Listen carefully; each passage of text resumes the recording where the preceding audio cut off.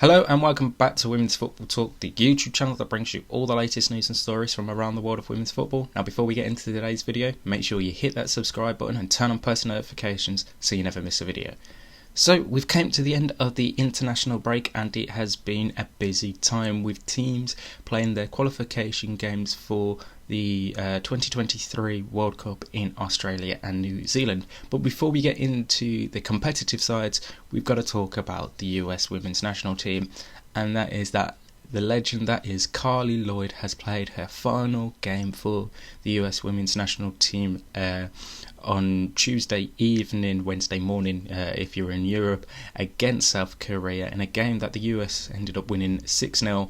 So it brings to an end a career that has spanned 17 years, including 316 caps and 134 goals for Carli Lloyd, and it's just an incredible sight to see last night over in Minnesota. The scenes that were there for Carli Lloyd pre-game and post-game was just absolutely wonderful, and she will obviously go down as one of the greatest players to play the football for her national team. And yeah, it's just absolutely incredible, and obviously we wish her the best in retirement. Her final club game is actually this weekend for Gotham FC, so there's also that to look forward to this weekend coming up. Right, onto the competitive side now over here in Europe, and Sarina Wiegman's England have continued their 100% win record with victories this past week against Northern Ireland and Latvia. The game against Northern Ireland at Wembley, their Lionesses won 4-0 with Beth England and a Beth Mead hat-trick to help Sarina Wiegman's side to a much needed better second half there. And then on Tuesday evening they played Latvia, where they won 10-0 with Ella Toon scoring a hat-trick there.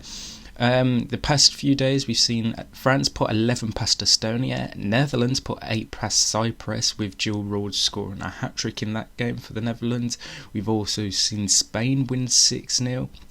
And a lot of other big results as well. Germany getting a good result on Tuesday after only beating Israel 1-0 the other day. So there is a lot of positive for the bigger nations, obviously, as expected, in these qualification games for the 2023 World Cup. But that does then raise a question mark as to whether FIFA need to do more to help these smaller nations, because England, so far in their 4 games, have scored 32 goals and are yet to concede.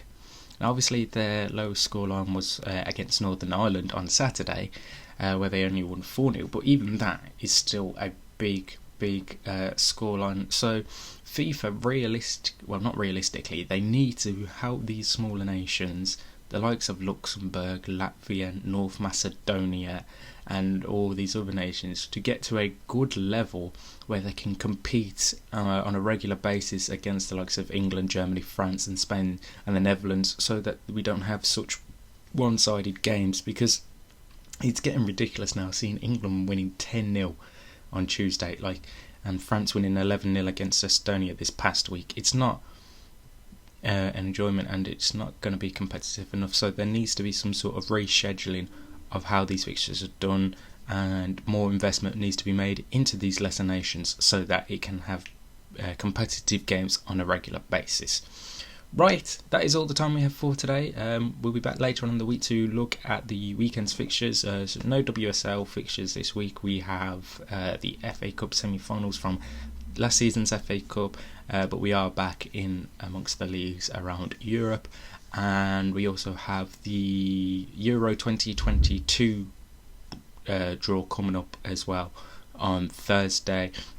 We'll get a video reaction to the group stages out once it is all done and completed. But like I said at the start of the video, make sure you subscribe to the channel with post notifications turned on, and follow us on Twitter as well. And until next time, we'll see you soon.